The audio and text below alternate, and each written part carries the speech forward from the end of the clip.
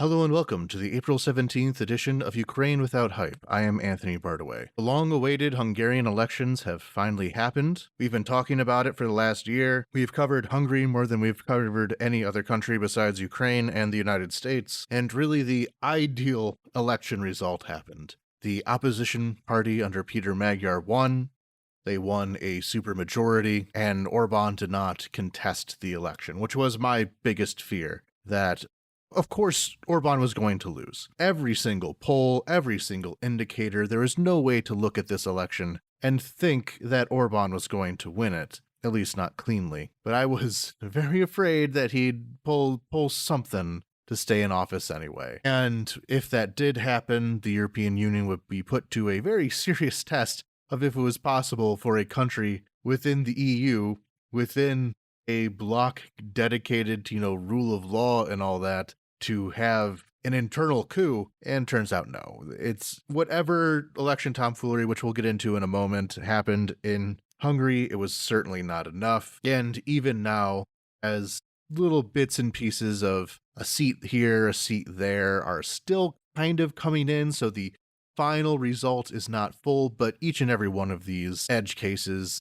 most of them are going even harder for the opposition, really kind of running up the score at this point. But before we get into all of that, we do have an announcement. So the second part of a documentary I narrated for the Kyiv Independent has come out, Crimea, The War Before the War, Part 2. This was our series on Russian actions in the very early days of the post-Soviet era, 1991, 1992, 1993, when Russia really began stage one of trying to take Crimea and the, in large part, forgotten history of how that aggression began all those many years ago. So Crimea, The War Before the War, I'll be putting a link in the description. And of course, if you'd like to support Ukraine Without Hype, you can go to patreon.com/Ukraine Without Hype. A small note that I made in a previous episode. If possible, if you are going to sign up, it's better to do so through the website. If you sign up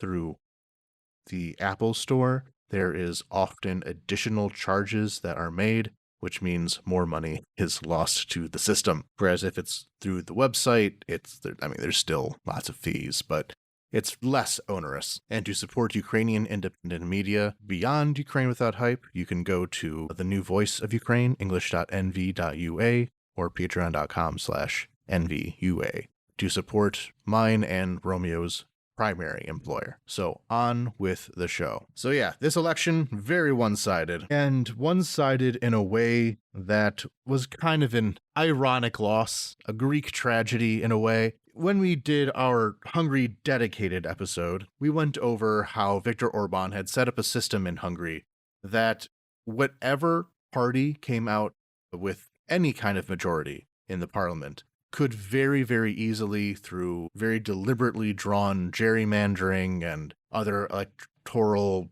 tricks, could very easily form a constitution-deciding supermajority. And during the many years when the Fidesz party was able to gain that majority, just a simple majority, it was able to wield it very effectively against the opposition.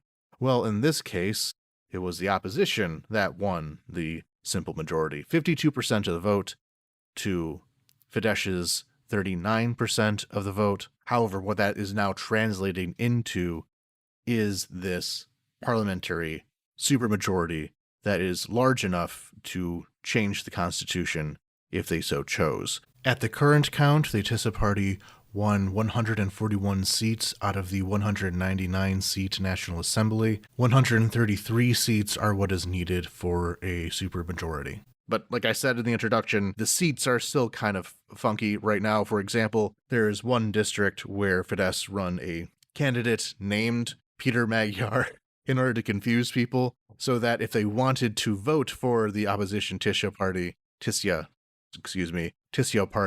then that would kind of confuse them. This is very standard political technology that you see out of Russia, particularly running these dummy candidates, and Ukraine for that matter, running these dummy candidates who have almost or exactly the same name as the person who's probably going to win, to kind of confuse somebody when looking at their ballot.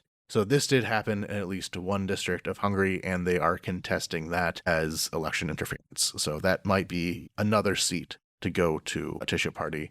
And Tisza party, excuse me, Hungarian language does not have the sh's where I expected them to be. But these electoral interferences were getting very, very egregious. So let's describe what led up to the election and a good summary of some of the just ridiculous things that Orban tried to do. That is soon to be gone Prime Minister of Hungary, Viktor Orban. One of the more egregious examples was that they did a severe crackdown on opposition journalists as well as politicians and functionaries. They had them being followed by government agents for a lot of this, being spied on, trying to find some kind of compromat to place on them and put them into compromising positions. Peter Magyar, apparently they got a hold of a sex tape of Peter Magyar with his ex-girlfriend that they ended up never releasing, which is possibly because the Fidesz party had its own sex scandals, but involving gay orgies. And I mean, if you're going to have a gay orgy, have a gay orgy. But if you're going to be a conservative, homophobic politician at the same time, then consider your choices, as well as accusations of child abuse. There was a former Hungarian president. The president is mostly just an appointed position in Hungary. It's not as important, largely ceremonial. But the previous one was caught up in a scandal of just rampant child abuse, including pedophilic child abuse within the state foster care system, within the state orphanage system. The topic of child trafficking is a difficult one to talk about without being 100% locked down on the details, which I am not, so I can only be very vague here because I don't want to make a mistake in the specifics. However, there were multiple scandals involving child sex abuse within the government children's home system, within some reformatories, and the former president of Hungary, one of these cases, one of several cases, issued pardons to someone who was taking involved in a cover-up of one of these child sex abuse scandals. So, when that is what is haunting the Fidesz party, they really thought that a videotape of a man having consensual sex with his adult partner would be the thing that would sink an election. But anyway, another example of this happening was with the journalist Pani Szabolcs. This Hungarian journalist, opposition to the government, anti-corruption, that kind of journalist, had uncovered a story that the Hungarian foreign minister was directly consulting with the Russian government while in meetings with the European Union, including meetings that had to do with the war with Russia, that they even got a hold of some of the transcripts of these conversations, which were just pathetic. Just the amount of butt sniffing that the Hungarian foreign minister was doing, of desperately trying to get the approval almost of Russia, not just consulting with him, but really feeling like he was an important man in the room. It really did seem like an ego thing from these transcripts, in my opinion. That was my read of it. And because this journalist got a hold of these transcripts and released them, he was being accused by the government of doing espionage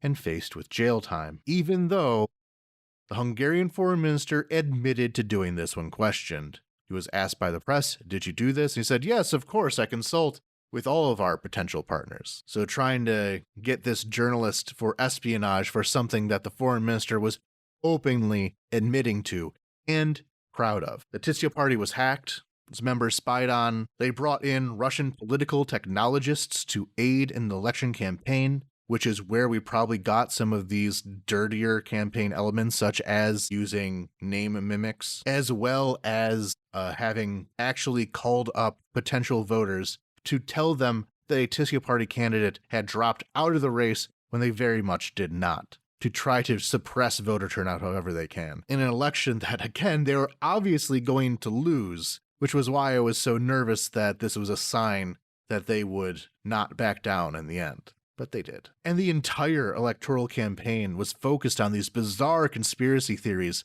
about Ukraine in particular and the European Union more broadly. Of course, the Tisza party was presented as being funded or directed by Ukraine, of coordinating with Ukrainian special forces. Apparently, one conspiracy theory came out by the government that Ukrainian special forces were being sent to Budapest to start a color revolution and overthrow the legitimate results after Fidesz won. These color revolution specialists, I believe is what they were called. And very soon before the election took place, there was CPAC Hungary, the Conservative Political Action Conference. It is an American group. It is the yearly meeting of the conservative movement in the United States. You get most of the big speakers there. Often in election years in particular, it is considered kind of a soft launch of a campaign because that is where all the functionaries and workers are there already, and it's a way to kick up energy for any particular goal they're moving towards. And in recent years, there has been a satellite CPAC event in Budapest, Hungary, with very importantly this year, JD Vance made a trip there. JD Vance, if you listen to our JD Vance episode, I'll put some of the links to these episodes, or if I can find a good way to connect them, because I put this out on Twitter. Some of the two most important episodes to go back and listen to before the election happened were my Hungary episode and our JD Vance episode. That were two very Hungary heavy episodes. But as we described in that JD Vance episode, he gained a lot of support, a lot of intellectual inspiration from members of this conservative that has grown up in Budapest over the years under the financial support of Viktor Orban. But I'll talk about that in a later segment here. And at the end of CPAC, we are presented with a video of all these leaders who were supporting Viktor Orban and telling the Hungarian people to continue voting for their great leader, Viktor Orban. Again, we got JD Vance, we got Benjamin Netanyahu, a lot of right-wing leaders throughout Europe and the Americas. But then for some reason, Rob Schneider, who has not been in a movie of his own that anyone watched since the early 2000s and has really just been a tag-along with Adam Sandler, a bit role where he'll just yell something out at some point and get thrown some pity bucks. Adam Sandler has an interesting collection of actors around him that don't seem to work much outside of bit parts in Adam Sandler movies. But they decided that Rob Schneider would be a part of this list of pro-Orban luminaries. It is insane. Why? Who decided this? Who thought this would be a good idea? There are even other conservative celebrities, maybe? I don't know. Was he paid money? Did he get a good paycheck from this? But why would they give him a paycheck? Did anyone believe that the support of Rob Schneider would be a deciding factor in Hungarian election? I don't know. This bothers me. This really bothers me, but I'll move on. But in the end, it was all not enough. As we went over, they lost decisively, and there's no coup. So all's well that ends well. But what has happened since this election? What's happened this week? Well, the very first thing that seemed to happen is that the Hungarian Foreign Minister, Peter Szijjártó, as well as many, it seems, branches of the government began destroying documents. The shredders have been running all week long, destroying the proof of the many crimes of the Orban regime. Within the foreign ministry, reportedly this dealt a lot with Russian sanctions, and presumably who's getting around those sanctions via Hungary. Documents relating to the aforementioned child trafficking scandals seem to have been a part of this, as well as in the defense ministry, which to me could be the most concerning. We have some conspiracy theories about what has happened in the Hungarian military, especially regarding some of their potential plans that they may have had to invade Ukraine for themselves and take the Zakarpattia region as a part of this Hungarian irredentist ideology. Some people will try to piece together these shredded documents. There are methods to see at least what these documents may have been about, but we still have another month before Peter Magyar is sworn in as Prime Minister. The current Hungarian government has a month to destroy as much evidence, to cause as many problems, to leave as many political landmines as they can for the incoming administration and government. But what are some of the promises that Magyar had made to do and has already kind of started doing? Like I said, he can't do anything yet, but he can make promises, he can give warnings, he can communicate what he is going to do as soon as he gets his feet on the ground. The first of these have to do with corruption. Corruption was one of the absolute key issues that voters were facing in this election. The Hungarian economy has grown these last years, but it is very clear where it has been hindered. Its neighbors, especially Romania, have been growing at a far healthier pace than Hungary has. Hungary has largely stagnated, and that is with European Union funding, European Union initiatives in order to boost the economies of these eastern members of the Union. And a lot of that has to do with the fact that a lot of these EU funds are siphoned off to the pockets of Orban and his friends. The Orban government was basically a machine to launder EU funding as well as taxpayer Florence through stupid projects such as a roundabout in the middle of nowhere that cost several million, as well as football stadiums in small villages that in no way can handle large sporting venues. These are straw projects. These are bases for money laundering. Many Hungarian politicians up and down the system are guilty of it, although ultimately leading again to Orban himself and like a dozen other guys. The narrow end of that siphon is very narrow. There have already been several politicians that they've named outright that they're going to be going after. And more than anything else, this is where their mandate lies. Next, we can look at the media. And this is one part of the Orban model that is, I think, most relevant to the United States. Oligarchs close to Viktor Orban have been buying up local media throughout Hungary and consolidating it under their own control. If you're a small newspaper in a small town, you don't have much money. If you're New Voice of Ukraine, a somewhat large media outlet in Ukraine, you don't have much money. There's not money going around in the news. Patreon.com/UkraineWithoutHype. There's very little money going around in the news, which means that it can be very easily bought out. Orban realized this and consolidated any potential outlet that the opposition may have. So there's this corrupt project in random Hungarian town A that the mayor and local parliamentarian are using to siphon money off to buy some mansions and cars and a yacht on the Mediterranean somewhere. The first person to notice this would be a local journalist writing in a local paper that the story can then be picked up by larger outlets until it can become a larger story. You need people on the ground with these things happening directly in front of them to notice this kind of stuff. Well, that won't matter very much if all those outlets are bought out by some mega conglomerate. And that's what they did. And so these papers, these TV channels have been on complete lockdown by the government. Not complete, that's an exaggeration. You understand what I'm saying. Very extensive control by the government in Hungarian media. And that's private stuff. When we're talking about state TV, that's just been full-on propaganda. Peter Magyar did not appear at all on state public TV. It's like having an election in the United States and you just don't ever see the Democrat. The Democrat is not even mentioned. So he finally was able to get on state TV and told them directly, I'm shutting you down. You are a propaganda outlet. We will have public TV once again, once you can be cleaned out, presumably once everyone in that room no longer had a job and could be replaced with something of quality.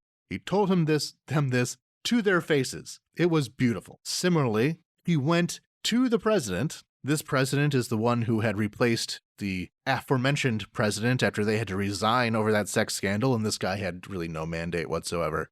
He was a placeholder to do what Orban said. But Magyar had a meeting with this guy, had a photo with this guy, and said, you're out of here. We hate you. You suck. You're gone. I very much appreciate his ability to go up to these people and tell them that they're being shut down. The private side of this will take more effort. The state, he can do whatever he wants with. Private media, that will be a long fight. The Poles learned this, where the media apparatus set up by the previous right-wing government, they still have a center-right government, but the previous, much further right government has not been rooted out, because what can you do? It's a democracy with free speech and capitalism. I would think that the only real way to go after the broken local media in Hungary would be through some kind of antitrust to break them up, to say that you can't own the entirety of the media. That's unhealthy. We can force you to break things apart. That might help. And I say that this is relevant to the United States really because this is what happened in the United States. Local media, your Fox 4 News, your local media has in large part been bought up by mega companies such as Sinclair Broadcasting. Sinclair Broadcasting being a very pro-Republican, pro-GOP company, and has been able to subtly alter local media in order to go along with that. Most importantly, through the use of sending them these news packages. These packages can be anything as simple as a standardized script that all stations are required to read out to just complete news stories being handed to them. Air this. And this desecration of local media in the United States was done for that same reason. Corruption is found by local journalists, not national, local journalists. And if you can choke out local media, then much less is being seen. It blinds the body politic. So can Peter Magyar and the new Hungarian government fix media? I'll be watching to see if it's even possible, because we all need to be taking notes, and they are being very aggressive. So if anyone can get it done, I think it can be them. But from a perspective as an American, a perspective as a leftist who is a bit of a nerd on the far right, on right-wing ideology, on right-wing political formations, the biggest changes to me that might not necessarily be the biggest changes to a Hungarian voter who might not even pay attention to any of this stuff is that Viktor Orban, for the last decade plus, has turned Budapest specifically into a spiritual center for right-wing populist nationalism throughout Europe and into North America. Again, listen to my Hungary episode where I get much more into detail of how they're able to do this. But as a small summary, there is a group of people, Americans, who saw Viktor Orban's model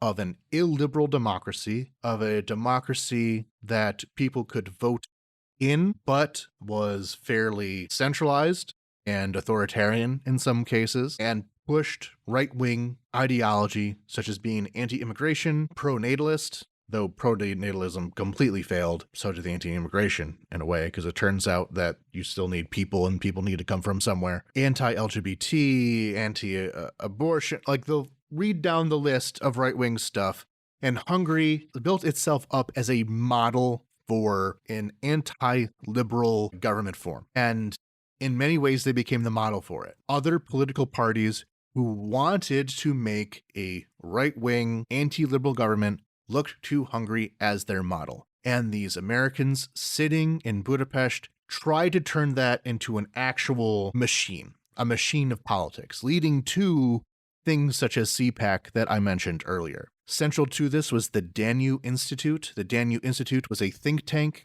that was very aggressive in inviting American, European, outside conservative intellectuals, we can call them, political figures, and have them study this illiberal ideology that they were pushing, with perhaps its most successful outcome being J.D. Vance. The current vice president, in large part, came out of a mixture of the Danube Institute and Peter Thiel. In fact, it was through his connections in the Danube Institute that J.D. Vance said he converted to Catholicism, which is really funny now considering the fact that the J.D. Vance is in open conflict with the Catholic Church at the moment, and the Pope is making all of these very, very lightly covered criticisms of J.D. Vance. But there was other parts of this network, other parts of this institution, this machine, this political machine of creating right-wing politics, such as the Matthias Corvinus Collegium, a similar think tank and actual, college. And these, along with other initiatives and CPAC, were all being funded by Hungarian taxpayers. Hungary saw its perhaps most important export being conservative ideology and invested into creating the industry of conservative ideology, which included direct government investment, financial government investment from the state budget in order to do this. And this was, opening up a think tank is not the most expensive thing in the world. You can throw out the money for that.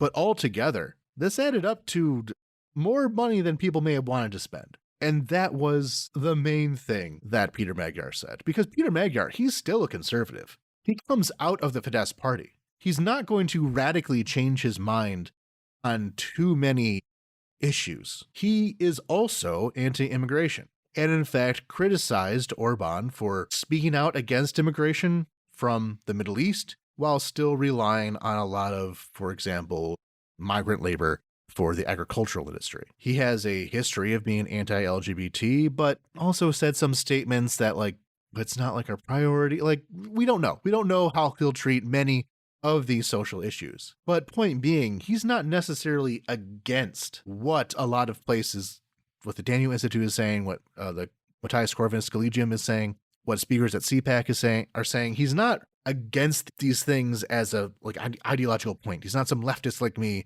who listens to these speeches and just is, clenching his fists like, I'll get you. But they are there to suppress Hungary, essentially, on the Hungarian dime. They're a distraction. And Peter Magyar has said he's not going to be allowing the Hungarian budget to do that anymore. Now, does that mean that these things are going away? I think yes. I think a lot of why the Budapest clique was able to exist as it did was because of Hungarian state funding out of the budget. There is money in conservative activism. If you are a promising young conservative legal scholar in undergrad heading to law school, you'll probably be headhunted and have money thrown on you all the way up till you have a career. There is money in this system from Peter Thiel and other big conservative donors. So on one hand, it's just competitive, and Hungary had to spend money in order to compete in this field of conservative intelligentsia. But from there, private money is very different from state money. The state can give you something that a rich guy can't, and that's legitimacy. You can go to Liberty University in the US. It's kind of a joke, right? You know what they are. It doesn't have a big reputation. It's very much a also-ran kind of school, but you go to Hungary, maybe your salary is not as high to go to Budapest. Maybe you're not making as much money in Budapest, but what you have is full access to the government. What you have is your own campus, libraries, flights, everything, and you host people, you bring people. Rod Dreher, he made a lot of connections in the conservative movement by being the guy that you go to contact the Hungarian government. So there's a lot of benefits to this system of being a part of this system. And now it's gone because I don't think that the private funding will be there, because why would you have, an American think tank paid for by you in Budapest far away from everything else? It might happen. The same thing with the media. Hungary is still going to be a capitalist country with free speech, and you can set up whatever kind of institute you want as long as you're not, advocating for terrorism, as you can wherever. But who's going to pay for it? Not going to be the Hungarian state anymore. And these people are freaking out. And more interestingly, they seem to really be kind of abandoning the idea altogether. Rod Dreher, again, the kind of central figure in all this, is really trying to play it cool. He's saying that he was going to leave Budapest anyway.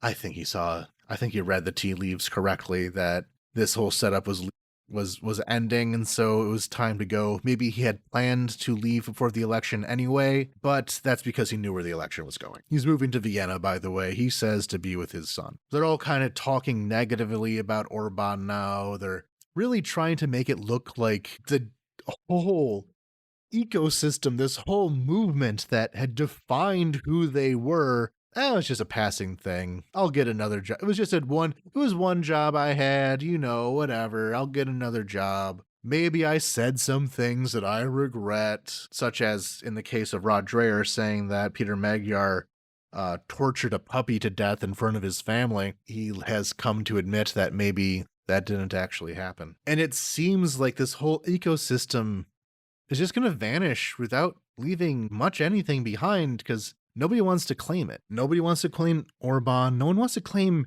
anything here. And I think there's a very interesting element to this that I've noticed before. I've certainly noticed this before, but it really smacked me in the face watching all of these Budapest clique intellectuals flee and pretending like it all doesn't matter. After last week, we're practically in a fit over how the liberal EU is trying to destroy Hungary. None of these people really liked Hungary that much. None of them seem to really be a part of the community. Like I said, I've noted this before in that they never talked about actually liking Hungary. The Hungary that existed in these people's minds, they would just say, oh, it's a Christian place, it's safe, and like that's about it. It's Christian and it's safe. You live here. Do you have any other opinions? I searched through Rod Dreyer's Twitter for every stereotypical Hungary word that I could think of.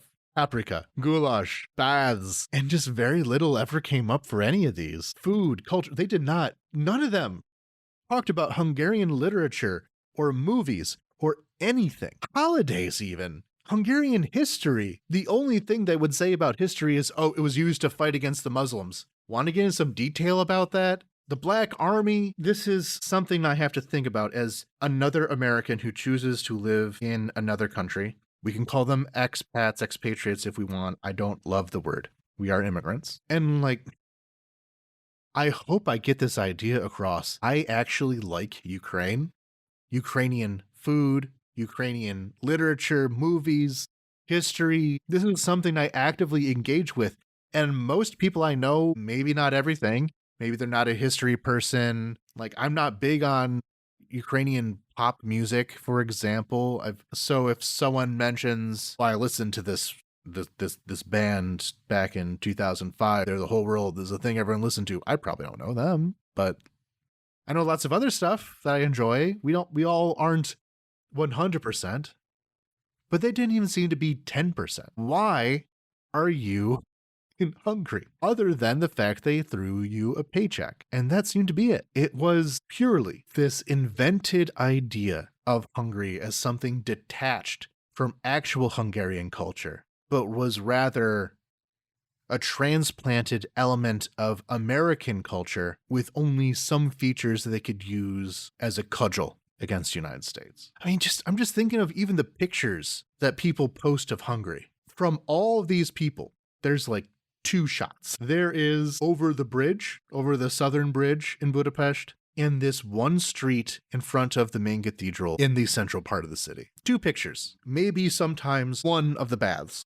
One of several baths. Only this one bath ever made it into this. Do you leave your hotel room? So of course they can leave Hungary. Of course they can leave it all behind. Of course they can abandon this whole project because it was completely arbitrary to them in the first place. But what will happen to them? They'll need a job somewhere. They've worked very closely with these American think tanks. Maybe Heritage Foundation will pick them up. I don't know. It doesn't look like any other countries are willing to pick up who will be the new Budapest.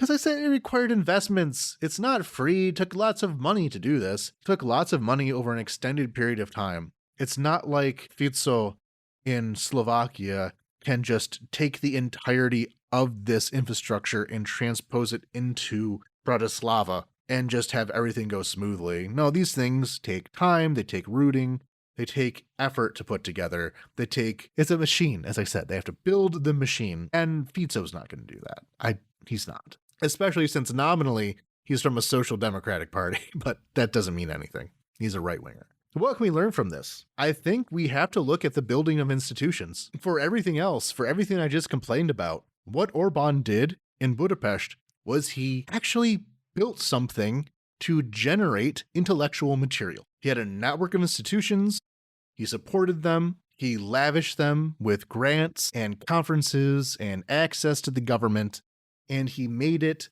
Hungary's best known export. He turned this rather small, not very wealthy country that is not even the powerhouse of Eastern Europe. I mean, Poland is much stronger, much wealthier, and he turned it into a centerpiece of the Western far right because he invested in it. He built these institutions. Not everyone can replicate it.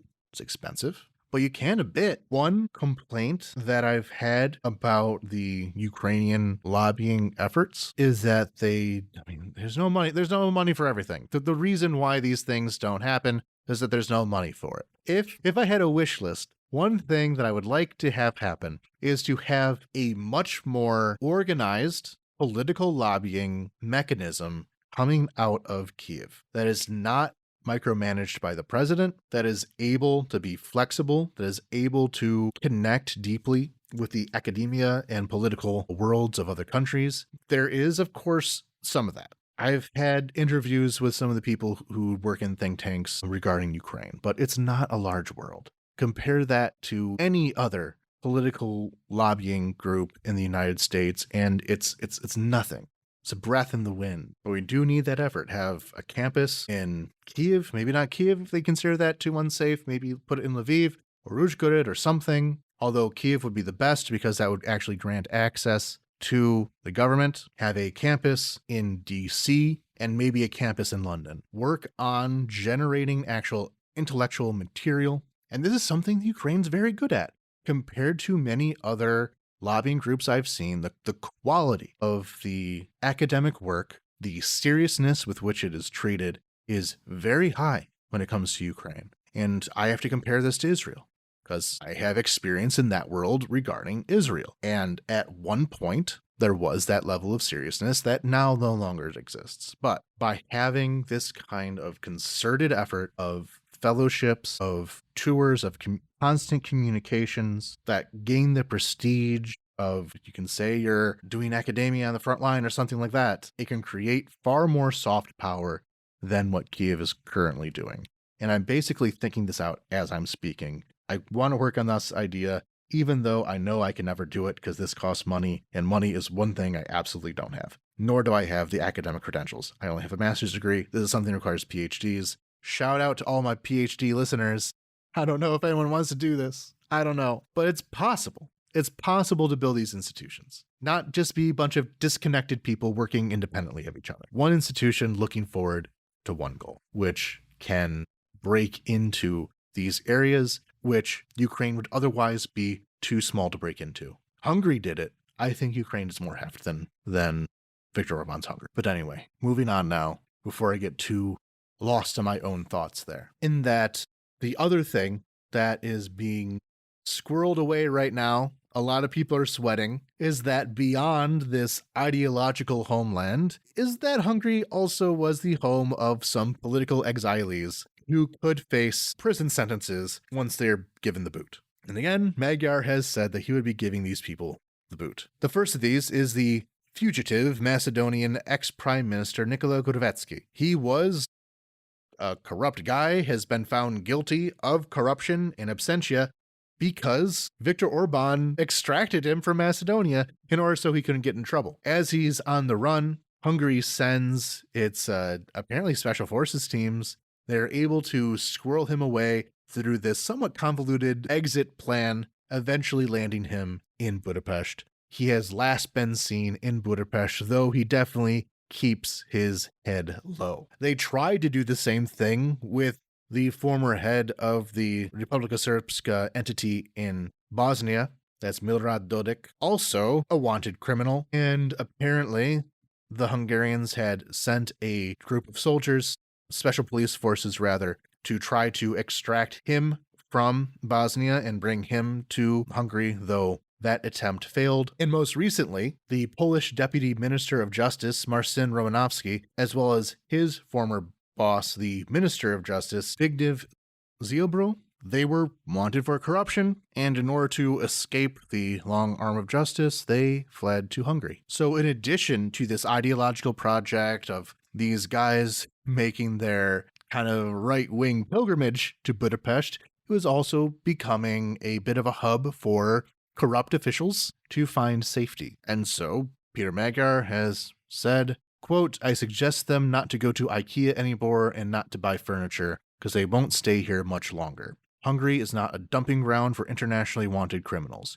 We will find a way to extradite them to Poland if they don't leave on their own." Now, there are other problems. The economy is still centralized under oligarchs. That will be much more give and take. Magyar is not a dictator. He can't do whatever he wants. He can't just crash into every rich guy who had supported Orban and tell them to give up their political opinions. Again, free speech, capitalist democracy. But you can go after some who became a bit too criminal, who did a bit too skimming off the top, who are tied to too many EU money laundering schemes. But also the way that Magyar won will make this element of fighting it against the Fidesz oligarchy more complicated, and that's because a lot of his support came from the Fidesz oligarchy.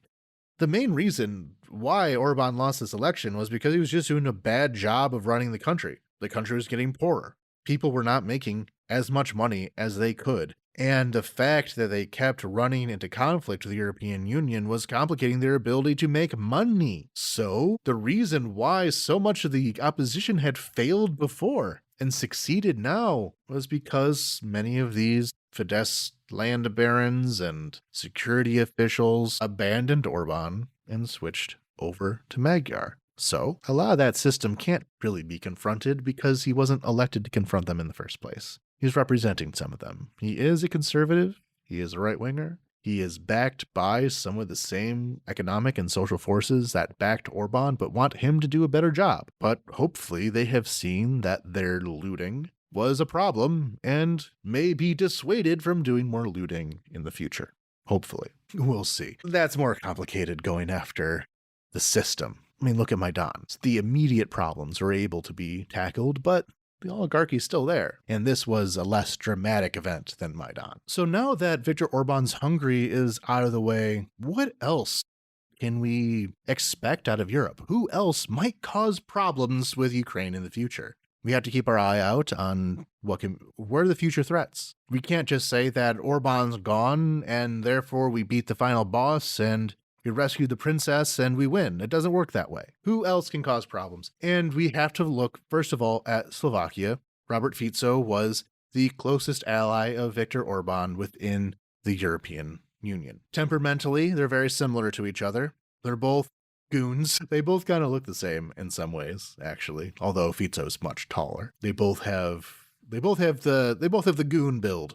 In many ways that Hungary has hindered Ukraine, Slovakia has followed suit. But that's the key word, followed. Was Fico jumping on board with all of Hungary's schemes and mechanisms? Most of them, yeah. Is Fico a criminal? Yeah. Is he pro-Russia? In many ways, yes. But he does not have the oomph. He threatened the veto. I mentioned at the top of the episode, there was this EU loan that Orban was blocking that will now be unblocked. Fico kind of threatened to throw in his own veto on this. But from what we're hearing, that's not the case. Slovakia has agreed not to do that. They are not willing to be the standalone force in the EU like that. They don't want to absorb the costs of being the problem child, because that's what it was. It was costs. You make trade-offs. In many ways, Hungary was able to be a free rider on the system by still taking EU money, but even then, some of their EU funding was cut off.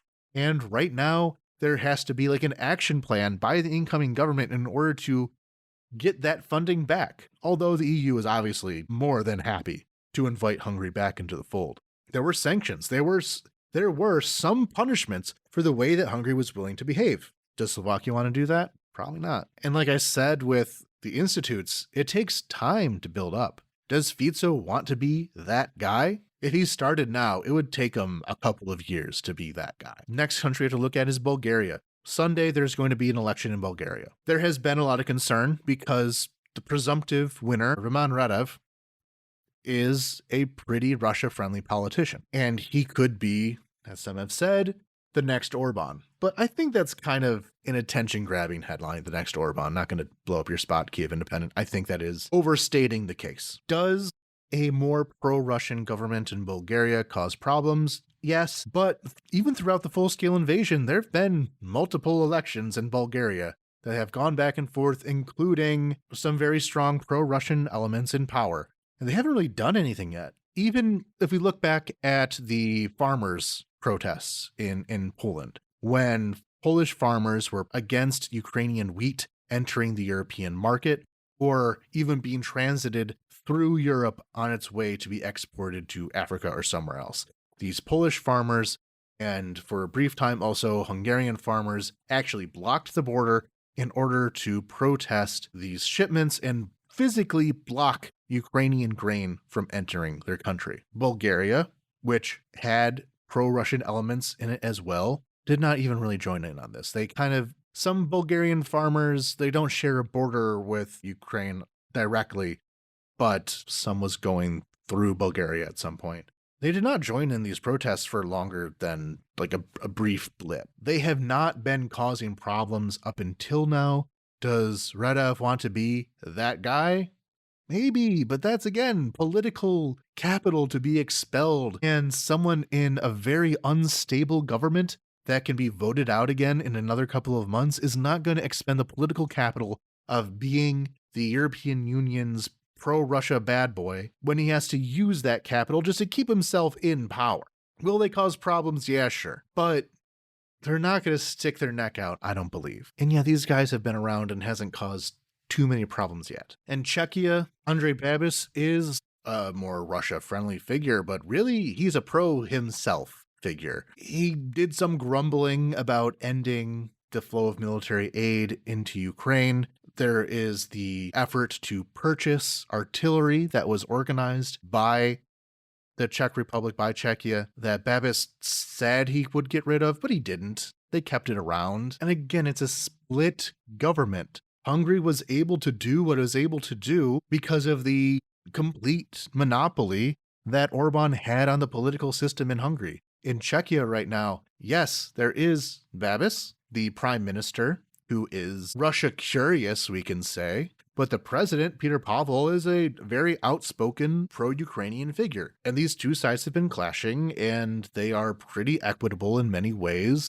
In order to turn Czechia into a pro-Russian outpost would require clashing with half, at least, of the country who've been protesting against this very thing, thinking that Babis was already too pro-Russia. There's been tons of protests. If he tried to push forward even further, it's hard to do. So right now, I do not see any of these potential next Orbans to actually be a next Orban. And there is the threat, as there has always been the threat for years, of far-right forces making gains in the political systems of Germany, of France, of the United Kingdom, the Reform Party, Alternative for Germany Party, the National Rally in France, gaining power and using that power to undermine Ukraine. And the polling in many of these countries does show a troubling trend. Like, it's very possible that these far-right forces can take power somehow. That would lead to big problems for Ukraine. One thing that we can see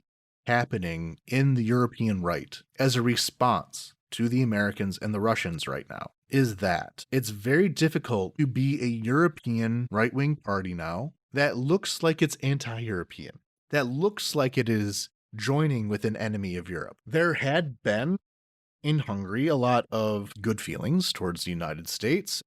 There's a lot of good feelings towards the United States in Eastern Europe, especially amongst conservative circles, at least until recently. And as I was going over with that whole segment of the influence of American conservatism and its connection to Hungary, there has been, of course, a very large presence of American conservatives coming in and out of Hungary through all these years. They have made connections in the Hungarian government.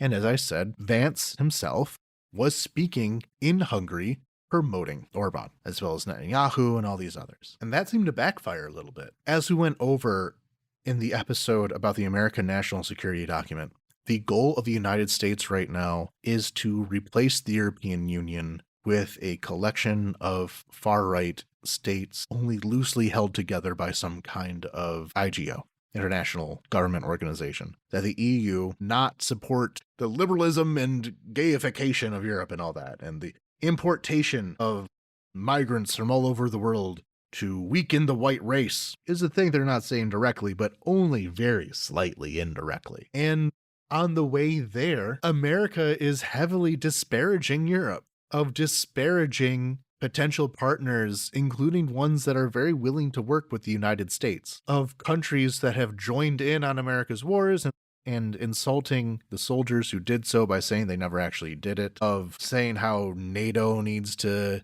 be destroyed because the Europeans are all a bunch of freeloaders. This is being heard by Europeans, including by right-wing Europeans who don't like being insulted like this, which has meant that the support of Donald Trump, the support of J.D. Vance, it meant nothing in this election. They're hostile. It might have even hurt. There was a poll that came out immediately after J.D. Vance made his appearance, in which Orban lost a few points after Vance showed up.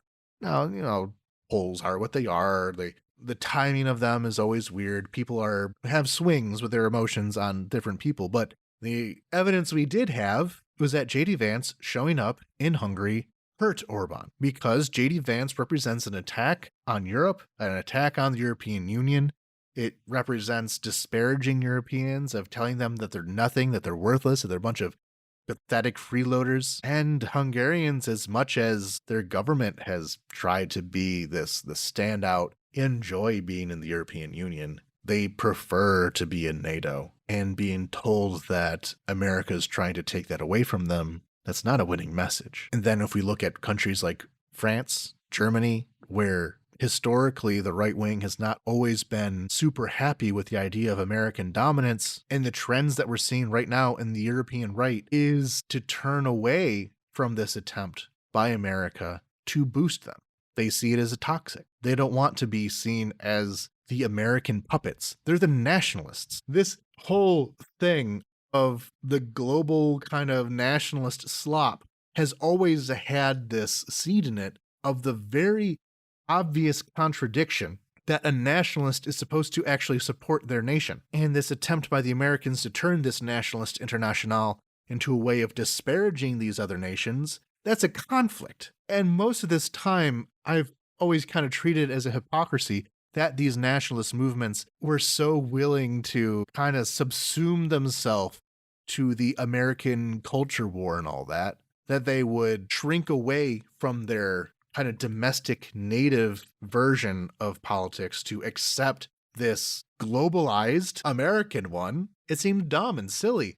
And obviously this contradiction is starting to come to a head, at least a little bit. I'm not saying that they're going to reject it entirely, but the collapse of Orban has been a major blow to the Nationalist International, and it's being seen in all these other countries who are looking inward again. And looking inward means looking at the threat of not only Russia, because a lot of these right-wing parties have had to shrink away from their closeness to Russia. Alternative for Germany, AfD, has censured, I think maybe expelled, one of its members for being so close to Ramzan Kadyrov. And I'm not going to say that AfD, the German Nazi party, is giving up its Russian connections entirely, but at least in public, they can't make those noises anymore. The threats from both Russia and America to Europe are clear, and nationalists are finally having to recognize that, which undermines the Nationalist International. Now, am I glad that these forces might get their act together and be less obviously repugnant?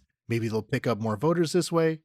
Yeah, but I don't like them. But that's the trend that's happening, with Hungary being such a glaring example of it, because Hungary made itself the exemplar of everything, that what happens to them has reverberations. Now, continuing on this idea of what kind of models this can give, both for Europe, what we can look at, as well as other forms of political organization. I'll start by continuing this example of dealing with the European right wing. Peter Magyar, despite coming out of the more right-wing elements of Viktor Orban's political party, has been turned into a pretty standard EPP, the European People's Party, the center-right grouping. So in Europe, there's these groupings of political parties that when they come together, they group under certain ideological similarities. The European People's Party is the collection of the Christian Democrats in Europe. And in some ways, this victory of Peter Magyar, if we look at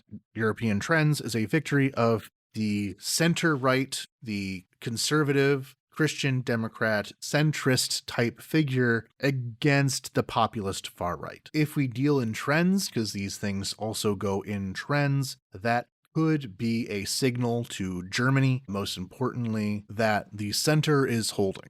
That could spread out. But we have to look at how this election was won. Hungary episode, I described the fall of the Socialist Party, but essentially what happened that allowed Viktor Orban to come to power in the first place is that the socialist government that came before him, had to do a lot of reforms. Some of these reforms were not working, and eventually there was a leak by Hungarian socialist politicians where they basically just called the Hungarian people a bunch of idiots who wanted everything without ever working for it. Which is funny that it was the Socialist Party that said that. It turns out that's usually the conservative talking point is you want everything, but you don't want to do anything for it. This completely destroyed trust in the Socialist Party, allowing Viktor Orban to come to power with, of course, 2008 financial collapse kind of breaking things further. And since then, the opposition has not been able to do anything against him. If you look at Budapest, if you go to Budapest, it's a very liberal city, has often had the opposition in charge as mayors, and because of that, the central government had long kind of treated Budapest as the internal enemy, leading to funding being taken away from them. Apparently, the city has deteriorated from the fact that it has been in open conflict with the actual government. So time and time again, there have been these efforts by the largely liberal and leftist opposition, but they never won. The thing that changed now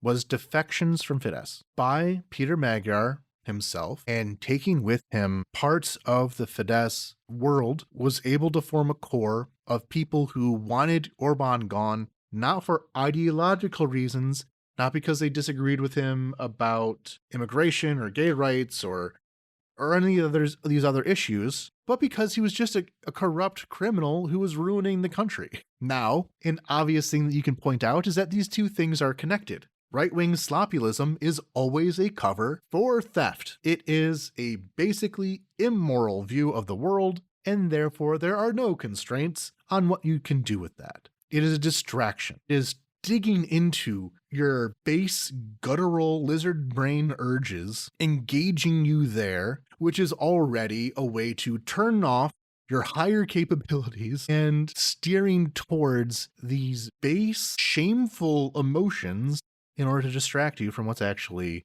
hurting you. And I do not find these two things to be separate from each other. There are many people who did think that they could have a conservative government that kept immigrants away and did all these things, but wasn't a criminal. We can also look at Israel as an example for this. The last election cycles, Israel had a bunch of elections within a short amount of time, several years ago, and for a brief portion of that, the anti-Netanyahu bloc won. The left in Israel is destroyed, but by banding together the center, what remained of the liberals, as well as large chunks of Netanyahu's own political machinery that had broken off from him because he was such a criminal, because he had turned on so many people's careers, that they kind of stitched together this broad, cross-ideological, screw that guy coalition. And sometimes when you're dealing with a criminal in charge,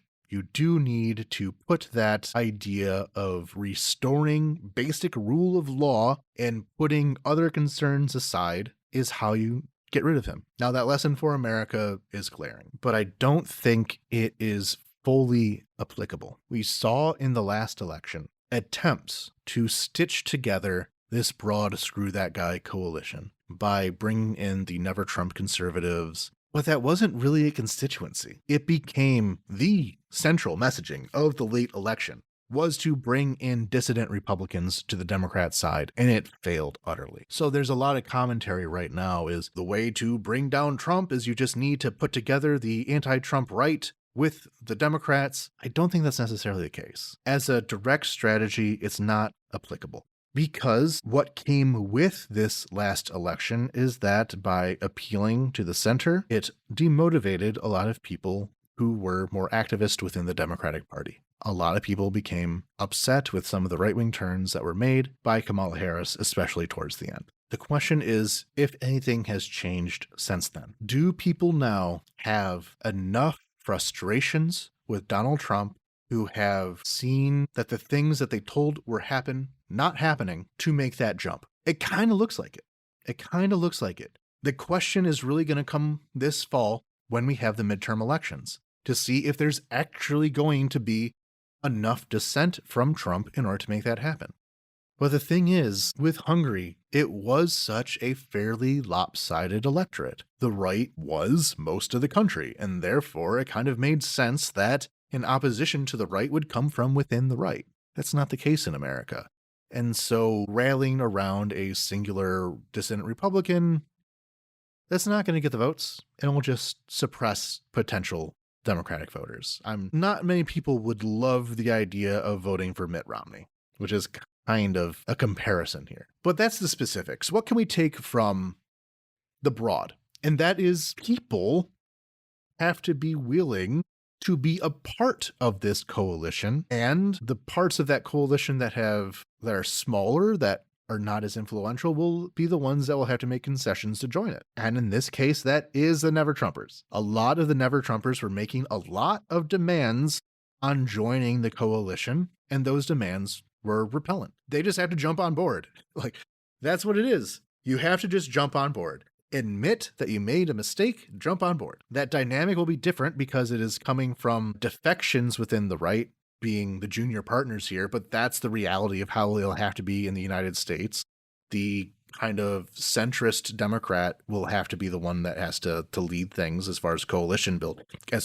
But the central element in America is the centrist Democrats, while the central element in Hungary is the right wing. And these are differences and will have to be handled differently. In Hungary, a lot of liberals and leftists had to hold their nose on some of the things that they didn't like. That was what had to be done. In order to glue things together, it was the left that had to make some concessions. In America, where the core of the movement is still centrist Democrats, kind of the resistance libs, it is the right who have to put aside their ego. So be careful of some of the lessons that are being put out, that the real answer to deal with Trump is to turn to the right, because that's very clearly not the case in the United States. However, the thing that I do have to take away from this more importantly is that entrenched systems can be beaten with effective political organizing, with effective coalition building, by effective campaigning. Orban, who had grabbed Hungary by the throat